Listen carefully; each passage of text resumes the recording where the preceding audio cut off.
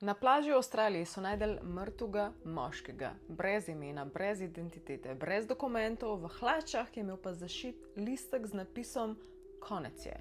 Gre za plažo imenovano Somerton v Avstraliji in ta moški bil tako elegantno oblečen, kot da bi prišel iz gledališča, ne pa kot da bi mogel biti na plaži.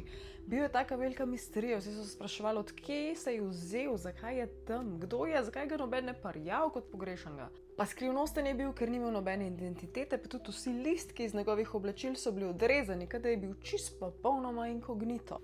Ni imel niti denarnice, ni imel niti ključa, nobenih osebnih predmetov. Imel pa je pri sebi glavnik, par kovancev, pa zavoj cigaret. In tudi te cigarete noter v ovoju so bile druge znamke, kakor pa dejanski ovoj cigaret, pač vse je bilo tako weird. Tisti listek, ki so ga našli v njegovih hlačah, ni bil pač v žepu, bil je všit noter v dodaten žepek v teh hlačah in če si ga raztegnil, je gor pisal tamam šut, kar pa pomeni v perzijščini konec je oziroma končano je. Še bolj weird je, da so potem našli njegov avto, ki je bil tudi prazen in zapuščen in noter je bila knjiga. In ta listek je bil strgan iz te knjige oziroma knjige Rubaiyati Omarja Hajama al-Hayama.